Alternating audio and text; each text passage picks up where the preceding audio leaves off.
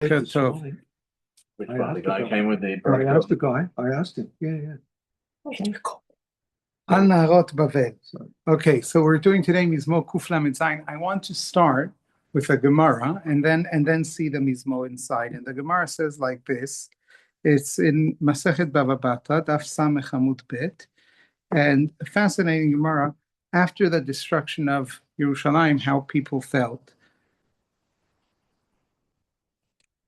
Tanu Rabbanan, our rabbis taught, Kshecharav habayit bashniya, when the temple was destroyed the second time. Rabu pushin beYisrael shelo le'echol basar v'shelo lishtot yain. There were many who refrained from eating meat or drinking wine anymore. Nitpa lahen Rabbi Yoshua. So Rabbi Yoshua came to talk to them. Amar lahen banai mipnei maten I atem ochlim basar ve'ein atem shotin yain. And he tells them, my children, why aren't you eating meat or nor drinking wine? Amru lo nochal basar shemimenu makrivin al gabei mizbeach. How can we eat meat, they say, they tell him, when we remember, it reminds us of the korbanot of meat that were brought on the altar. ועכשיו בטל, and now we're gone. נשתה יין שמנסחין על גבי המזבח ועכשיו בטל. How can we drink wine when the libations that were poured on the altar are now gone? אמר להם, אם כן, לחם לא נאכל שכבר בטלו מנחות. So he says, well, if so, you cannot eat bread either, because meal offerings that used to be brought onto the altar and are no longer able to be brought. אפשר בפירות, so maybe perhaps eat only fruit. פירות לא נאכל שכבר בטלו ביקורים. You used to bring bikurim of the fruit. Now you can't bring bikurim because there is no temple. אפשר בפירות אחרים. Okay, bikurim you brought of the 7 species. Perhaps eat only other fruit. Okay, but what about water? מים לא נשתה, שכבר בטל ניסוך המים. There used to be a yearly water libation on Sukkot, and now there is no nisuch hamayim. It reminds you of that. How can you drink water? Shatku. So then they had nothing to say. They couldn't answer him. Amar lahen banai, bo v'omar lachem. And then he says, my children, let me tell you, shelo leitabel kol ikar אי אפשר. We are not able to not mourn altogether. שכבר נגזרה גזירה, because we went through a terrible destruction. ולהתאבל יותר מדי אי אפשר, but to mourn too much, we're also not able. שאין גוזרים על גזירה לציבור, אלא אם כן רוב ציבור יכולים לעמוד בה. Because we cannot behave in such a way where most people are not able, right? If we say, well, from now on, because of the destruction, we're not able to, we only eat certain fruit, and we only drink water and don't do anything else, well, most of the people wouldn't be able to stand it. תכתיב, במהרה אתם נהרים ואותי אתם קובעים הגוי כולו. The entire nation should be either with God or against God, but it's the entire nation. אלא כך אמרו חכמים, the rabbis had established how do we remember the destruction of the temple. So then we have a series of halachot that come to remind us of the destruction as we continue to live normal lives. Sad adam et beito b'sid. We build homes, and we even make them beautiful and nice. But when we plaster the walls and paint them, u'meshayer bo davar muat, we leave a bit undone. Right? That is where the halacha of leaving one cubit by 1 cubit at the next to the entrance comes from. וכמה אמר רבי יוסף אמר למה. אמר רב חיסדא כנגד הפתח. Okay, yes, next to the entrance, 1 אמה by 1 אמה, 1 cubit by 1 cubit. עושה אדם כל צורכי סעודה ומשייר דבר מועט.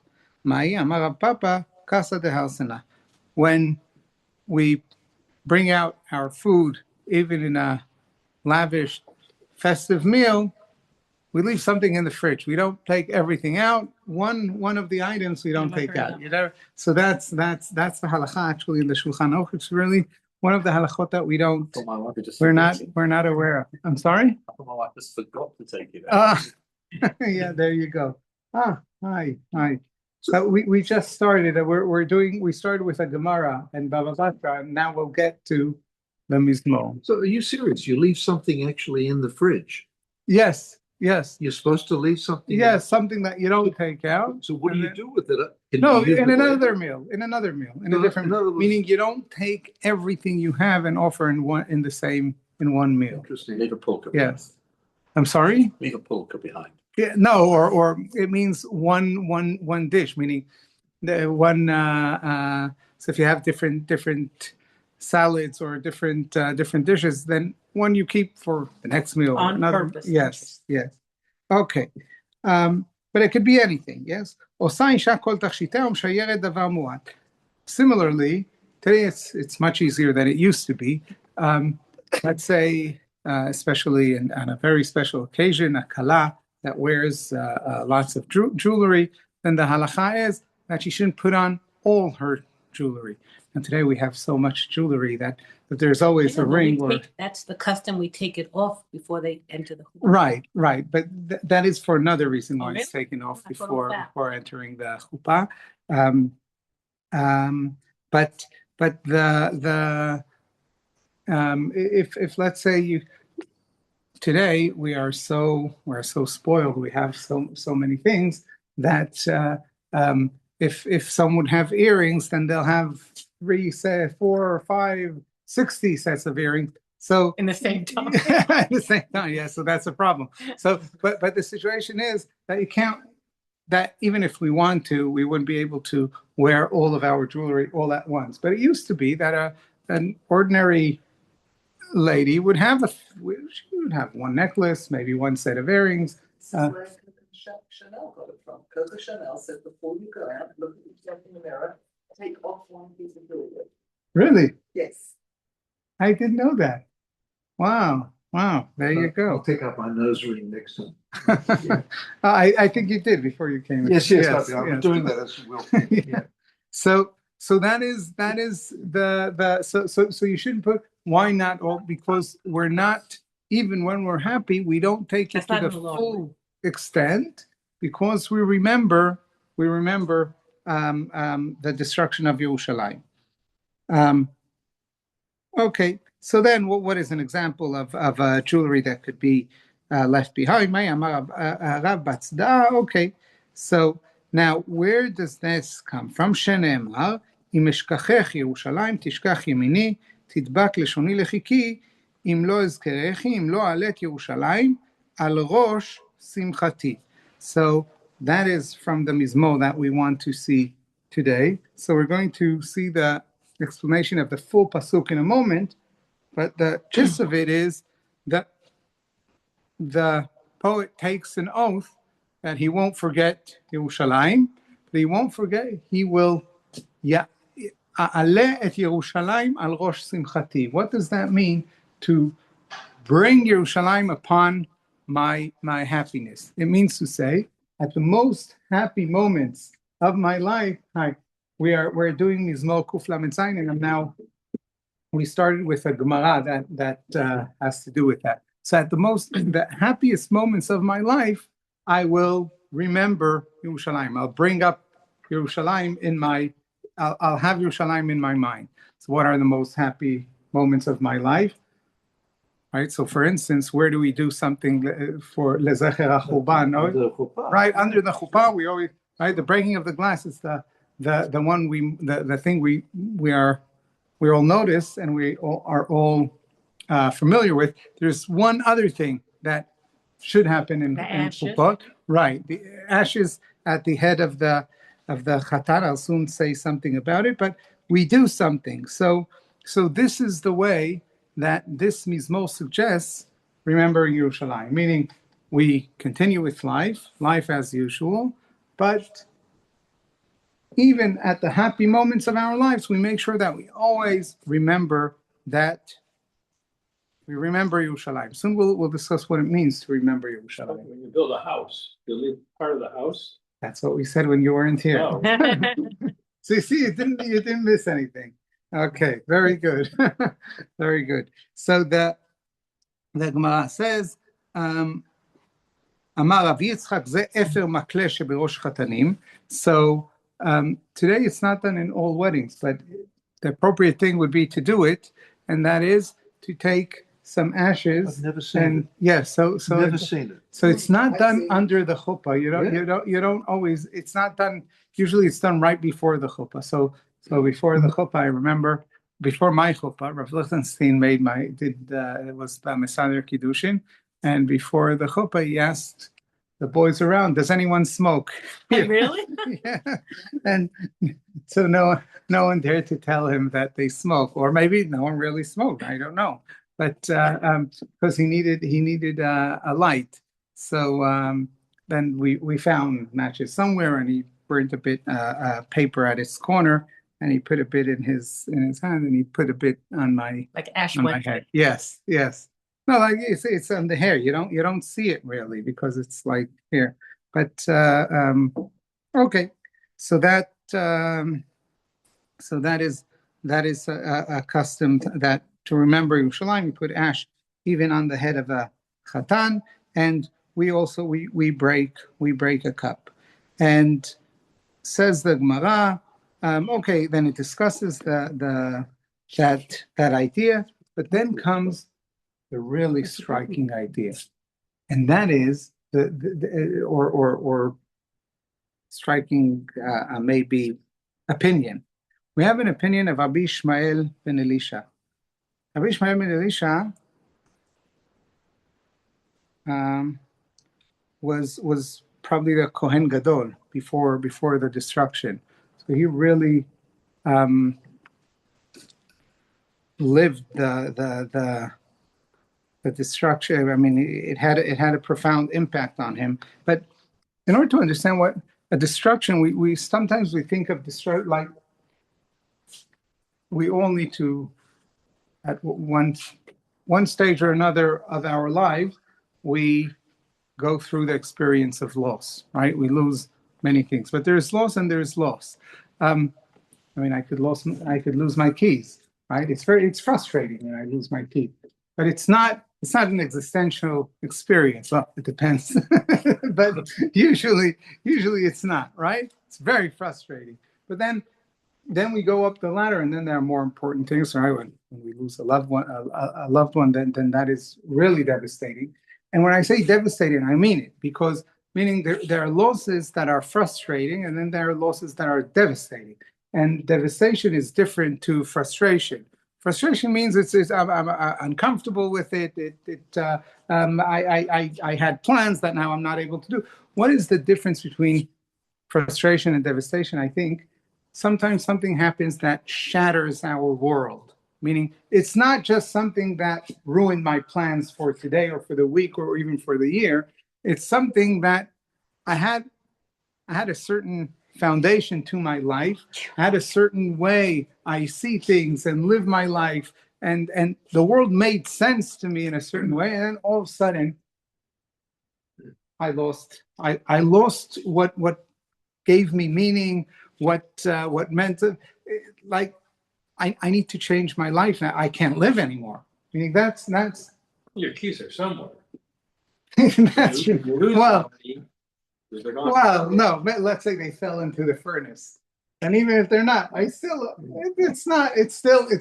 the same. Still not the same. It costs 2,000 shekels at this here. Yeah. Right. My So- hearing aid that lost them went into the water. There you the go. beach with Now I'm sure you were rain. very frustrated. Yes, but you weren't devastated. Meaning, you were very frustrated. But even very frustrated, it's not devastating. You didn't have an existential crisis because you lost your hearing aids, right? Maybe it even helped. You didn't hear some things that might have caused you an existential crisis. But so that's the difference.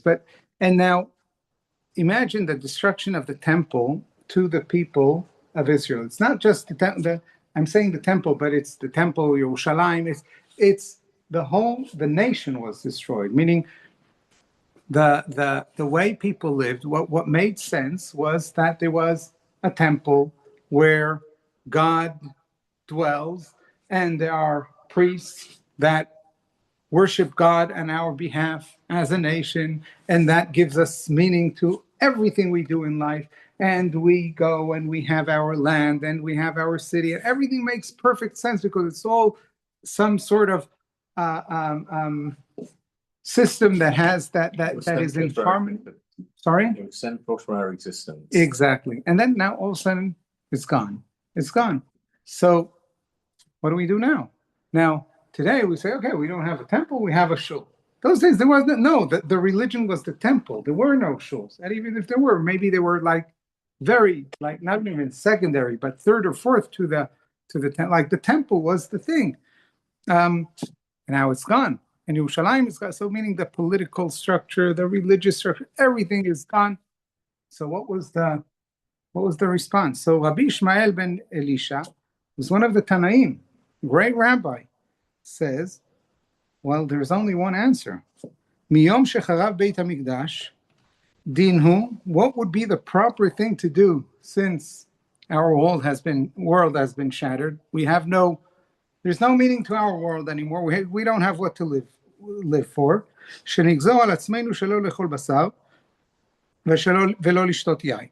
Okay, so first he starts by to not eat meat and not drink wine.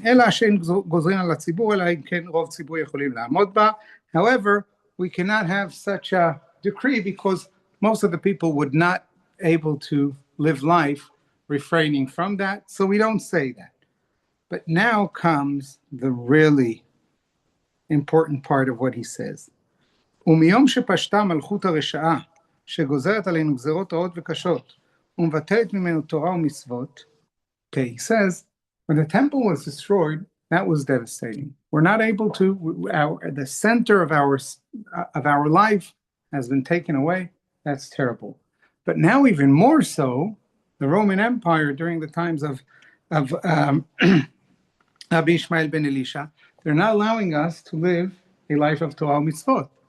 So if we, the Jewish nation, are not living a life of Torah mitzvot, there's no reason for the Jewish nation to be around anymore. So what should be our response? They're not allowing us to do brit to our sons, meaning our sons are going to grow as Romans, not knowing that they're Jewish. So then we should cancel all weddings, not get married anymore, not have children anymore. And let the seed of Avraham Avinu disappear of itself. So that would be the appropriate thing to do. But we're not doing it. Why? If we tell people that is what they are supposed to do, they're not going to listen to us. They'll still get married. They'll still have children. And they'll do it on purpose and sin. So you don't want them to sin. So we don't tell them to do that. So they do it by mistake.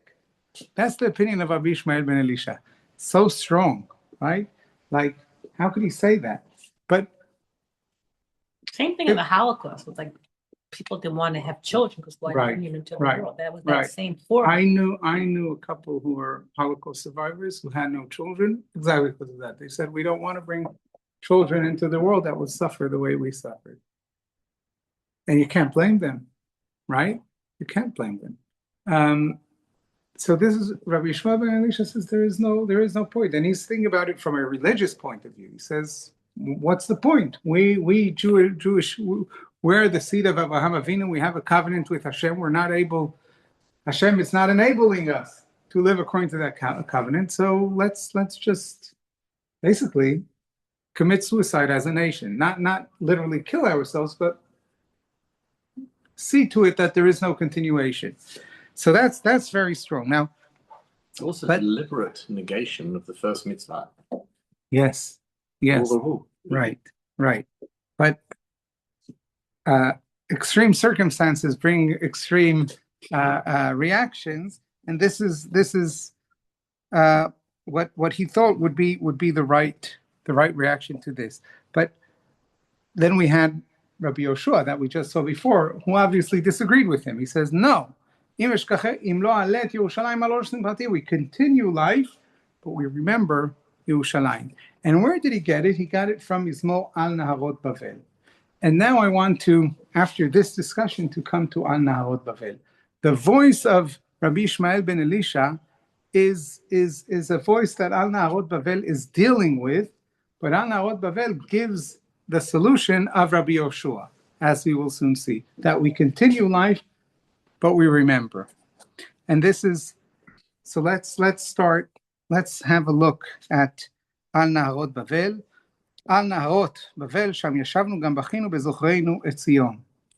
On the rivers of Babylon, there we sat and we cried as we remembered Zion. Right? Comes up when I say it in English, it comes to me with the song, right? Right? Sing it in Hebrew. It works perfectly. Oh, the Hebrew in the with that. Works to Babylon. Oh, wow. Okay, I'll give it a try after the shoot. I won't do it here. Okay, so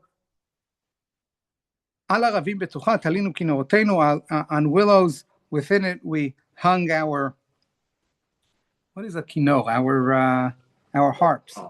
כי שם שאלנו שובנו דבי שיר ותוללנו שמחה, שירו לנו משיר ציון. Our captors demanded of us to sing and to sing happy songs. They saying, sing to us of the songs of Zion. And now says, how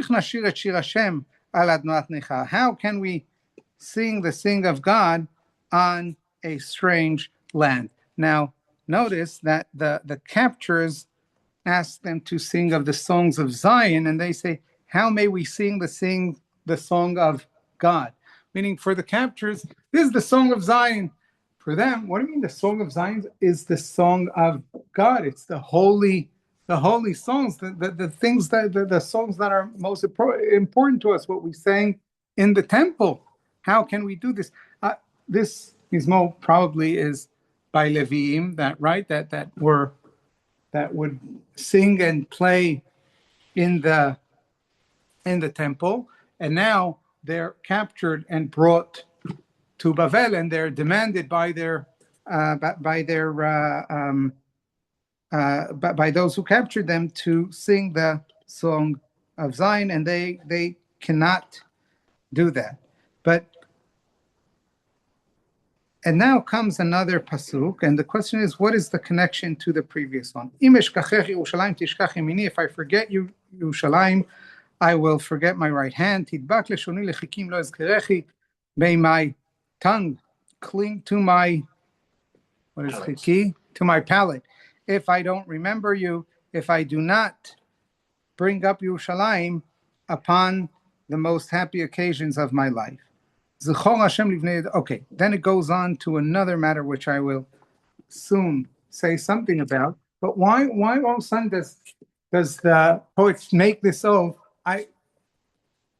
If I forget you, my right hand will dry, my tongue will cling to my palate. Why is he saying that?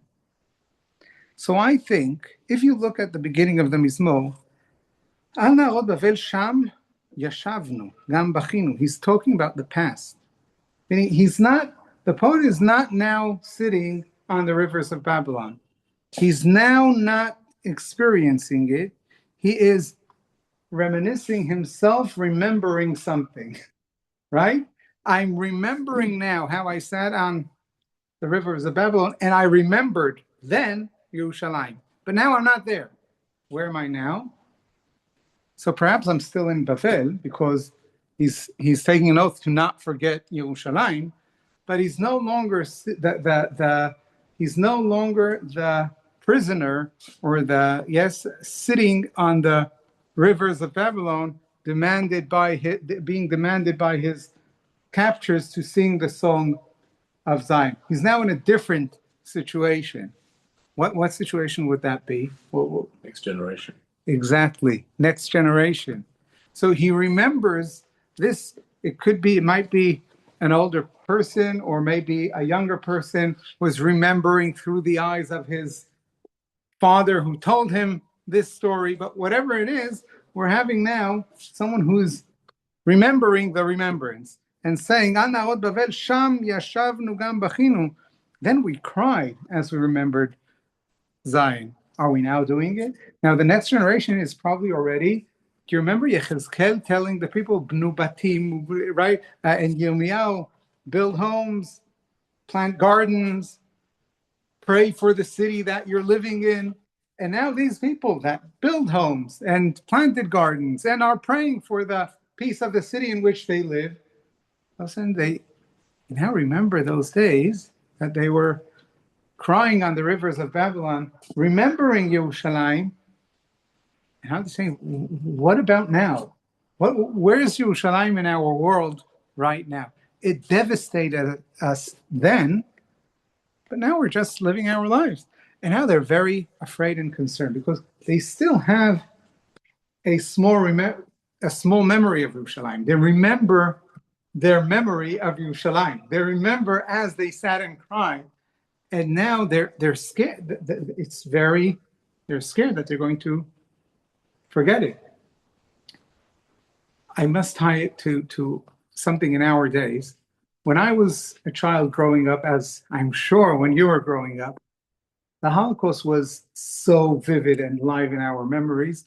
Like every Yom Yerushalayim as a child, I would hear people that their world was shattered and the devastation and the stories. Yom HaShoah, what did I say? Yom Yerushalayim, because we're talking about Yerushalayim. Yeah. Yes. See, my memory is already not as it was. So, every Yom, right? And it was really, my grandfather was lost all his family in the Shoah, and I lived with him, right? I knew him, and so it was something that was alive and around. The generation that is growing up now, they go to Poland. Some of them, right? They learn about it. It's not a living memory. It's a story of the past, like we might. Well, yes, the Spanish Inquisition and the expulsion of Spain. Yeah, those are sad things that happened, but they happened sometime in history, and we moved on, right? So there is this scare that something happened that you can't just move on, and then you say, but just a minute, I see my children that yes, that's exactly what they're doing. They're moving on, and what's going to be? So you might have maybe it could be that this is a person who was. Maybe he was a child when they came from Yerushalayim. Now he's a grown-up and he has children, and he sees his children moving on in life, and he still remembers sitting on the rivers of Babylon, and he's saying, I remember that we couldn't sing, and we hung our harps. Now, what do you mean hanging our harps? Probably hiding them amongst the willows, that we wouldn't be able to play when our captors demand of us. And now we're just moving. So he says, so now he stands up and he makes an oath. I'm not going to forget you. If I forget you, it could be maybe he's even standing at a happy occasion. Maybe children are getting married. Maybe they just built a new home. Maybe they just made a great business deal. And things are booming and everything's so great and wonderful. And he's saying, just a minute, what's going on here? Yerushalayim is still destroyed somewhere, and I'm here just living my life. He says, I cannot, I do continue with life, because what other choice do I have? But even in my most happiest moments, I do things like Rabbi Yoshua says later, when I plaster and paint my home, I leave a bit to remember. At a chuppah, we'll break a glass. We remember. As we said, all of these halachot to remember Yerushalayim. Now, an interesting thing, when you look at what does it mean? If I forget you, then my right hand will be forgotten. What does it mean? Well, why right hand? Why not left foot? So it could be that when someone takes an oath, then you take an oath with your tongue, and you raise your hand, and you say, if I don't keep up to my oath, then my hand that was risen to the oath will be forgotten as well. My tongue that took the oath will cling to my to my palate. But it also could be, the Ibn Ezra says, my hand that will play the harp and my tongue that will sing. Meaning, if I will forget, how am I going to forget? I'm going to just play music without remembering the devastation of the destruction. If I will sing without remembering the devastation of the destruction, then my hand and my tongue, that will happen to them. Or,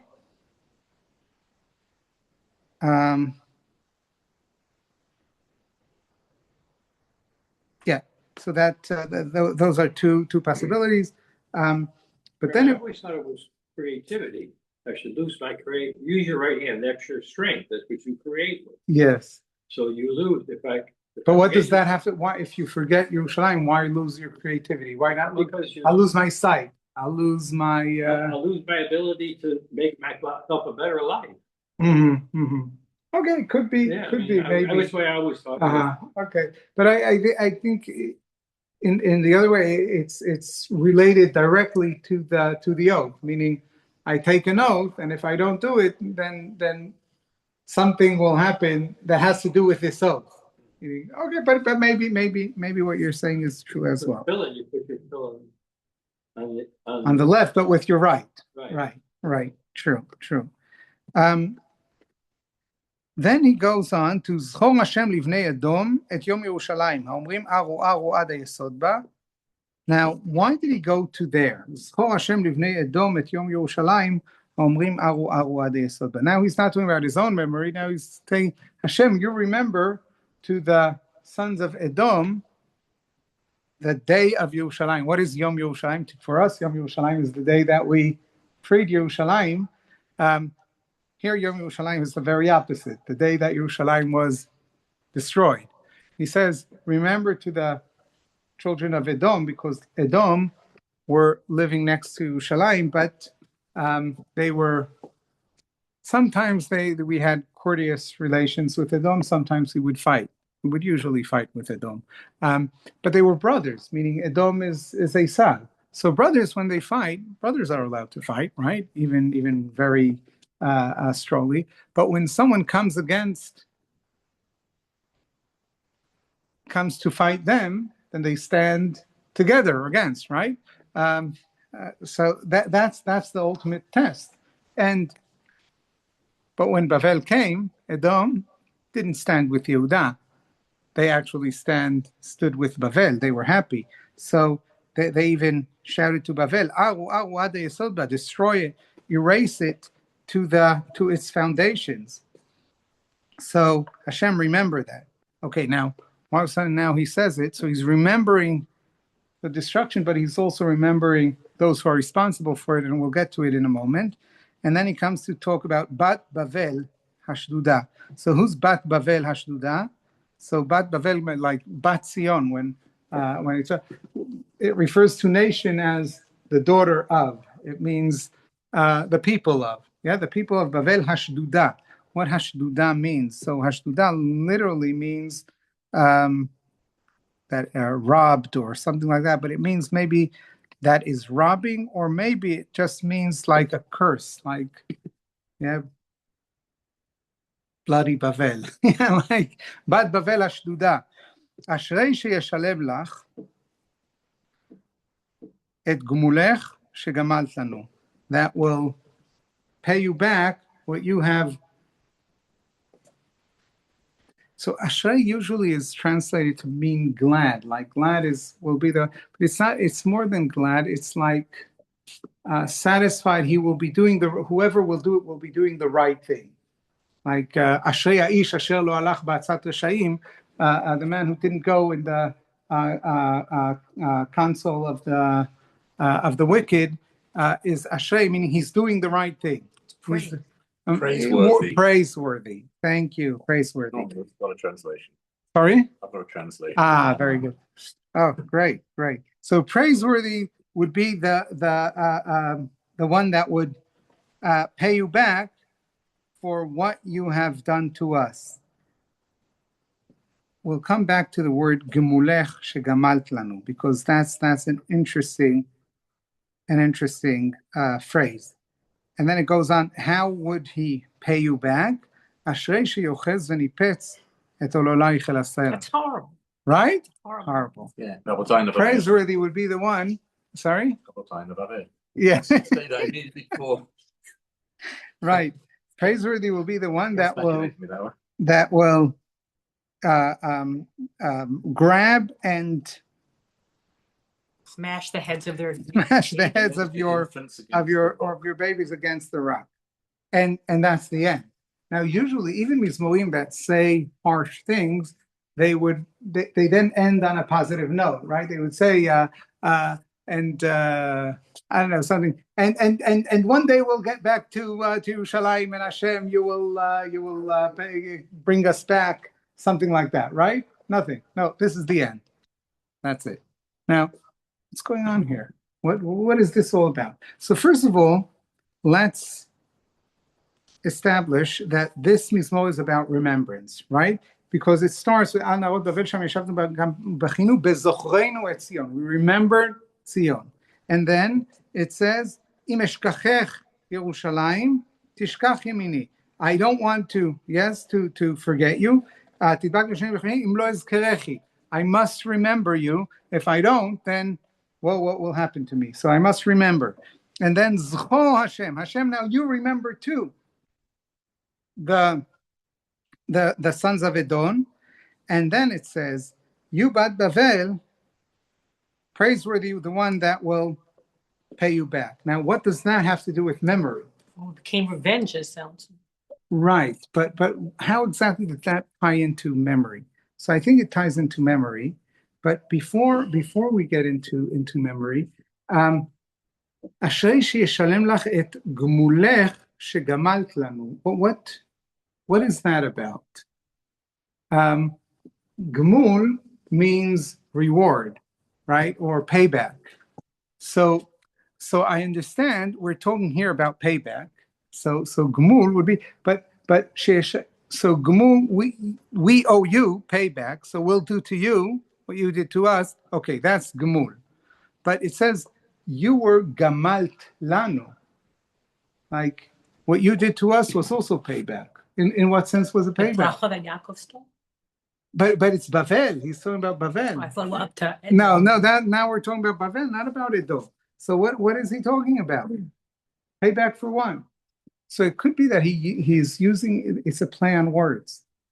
Gamul, ligmol, or gmul means payback, but it also means another thing in Tanakh. What does it mean? Vayas Avraham mishte gadol b'yom. Weaned? When he weaned his son? Right. Higamel et Yitzchak, right? When you, right? So you weaned our babies. How did Bavel wean? Even worse. They right? So like, right? They stopped their mother stopped feeding them now, right?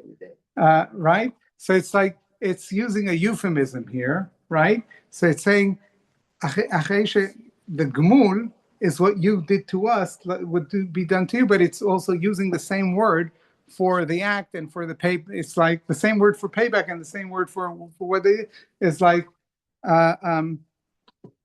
infants are sometimes also referred to as gmulim, kegamul alei imo, kegamul alai nafshi. It's also from Tehilim. So it could be here that the poet doesn't dare to utter what it's like, right? Sometimes there are memories that are so harsh that you suppress them, right? We have here a suppressed memory, meaning it's not really suppressed, but it's somewhat suppressed, that he's just expressing it through what we'll do to you. But why? Because you did to us something. What did you do? What I said that we'll do to you, that's what you did to us. But I can't even say it. Yes? So I would think this happened after the destruction of the Babylonian Empire went, or to write something like that at the time that there's still a Babylonian Empire. Or maybe it was a secret poem, maybe it was in Hebrew they didn't understand here. I don't know. But whenever it was, yeah, you're right. It's a question would be how what exactly is. But yeah, but the Babylonians were destroyed, right? The Persians took over shortly after, and could be that could very, very well maybe. It makes also sense because under the Persians, the Jews flourished. So it could be that is when they're like forgetting, and that is when they're really worried about it. But it could be that the point here is not the one that will do that to your babies, but it's the remembering that that was what was done to our babies. It's the remembrance here is the focus. So it's harsh, and it's like they say box babeten. Sorry, a punch in the stomach. Oh, you use it in English as well. Yeah. Good to know. She Okay. uses the punch. Yeah, so punch in the stomach. Exactly, but that is exactly the point, because the poet wants to make us imagine what was Yerushalayim on that day of destruction, like the devastation. Like that's what it was. Now imagine today if someone tells you we have to go and poison the wells of Germany for what they did to us in the Holocaust. Well, you'll think that there's something wrong with that person's mind, and you'll be right. But if, let's say, someone who went through Auschwitz will tell you, something, I want to take the Germans and just slaughter them all. You wouldn't tell him, look, it's not nice to talk that way. Well, you went through Auschwitz, you'll just smile and move on, because he went through that, and that's just a natural reaction, right? So it could be that this is what, like, the person here, it wants to say, for me, it's still a vivid memory. It's still alive. Sorry? Very hard to read. Yes. It's hard because we don't remember as well as he does, right? So that's it's just a way of making the memory alive. So just to recap, what this Mizmo, I think, is about, it's setting the way for Judaism for 2,000 years, right? But it's starting here. It might be talking about after the first destruction, but then Chazal take it from here and learn how to live our lives after the second destruction, and that is how to live a life outside our country, without a temple, without all the institutions that we had that make us into a nation. What do? Then, if we read the Gemara we started with, well, we have two choices: either to live life and forget about everything, and then Judaism disappears because we forget about everything, or commit suicide as a nation, as Rabbi Ishmael ben Elisha says, and then Judaism disappears because there are no Jews anymore. Or there's the middle ground, which means we live on our lives as Yechezkel told the people in Bavel, as Yirmiyahu told the people in Bavel, but at the same time, A'alet Yerushalayim al Rosh Simchati, we keep the memory alive throughout those thousands of years of exile. At this point, they didn't know there would be thousands of years of exile, but we know. But this Mizmo al Nahot Bavel is what kept us alive, right? Having that balance between living our lives, but keeping the memory alive. Yes. That's what it is. Right. But I think it caused us Jews, on the one hand, it gave us something very important, and that is it gave us the ability to live on even through these situations. On the other hand, we're paying a great psychological price for it. Meaning, we Jews, we're kind of a huge chip on our shoulders from all these memories, and it's something we have to deal with. But it's something to be aware of. But it's even deeper than that. It's from someone who's lived most of his life outside of Israel. It's this whole issue of this dirty word called Zionism, and then from a traditional religious point of view, this whole centrality of Israel, meaning Jerusalem. We're talking about Jerusalem, symbolic. Yes. We all have to live there, but symbolically, it begs the question of what is the existence of from people who are living in New York. What are they doing there? Their aspiration is different. They want to make their homes in Brooklyn and Los Angeles prettier. what the hell are they doing there? You know, it's crazy. And That's a serious question. You need a whole especially- shiur to just deal, more than one shiur to But just deal with especially that. now, But I think it's a strong question. Yeah. especially now. I'll just end with one story along Yeah. the lines of your question. Yeah, It's not an answer. It enhances your question, but just along those lines. Sure. So Rav Mital used to repeat the following story. He said once he, in the early days of yeshiva, it was still considered safe to take Arab cabs, so he stopped the cab at the outskirts of Yerushalayim to Gush Etzion to go to yeshiva, and he's on the cab, and in the cab is sitting an American Satmar Chassid that is on the way to Hebron. And this chassid tells Rav Amital, every year I come to Israel, and I come to Hebron, to the graves of our forefathers, and I pray to Hashem that will bring me to Israel. So Rav Amital says, you pray to Hashem? Hashem is praying to you. Come to Israel, right? So that's the story, and that's the same question. There's not an easy answer to that question, if at all, but we'll leave it at that. Yom Tov.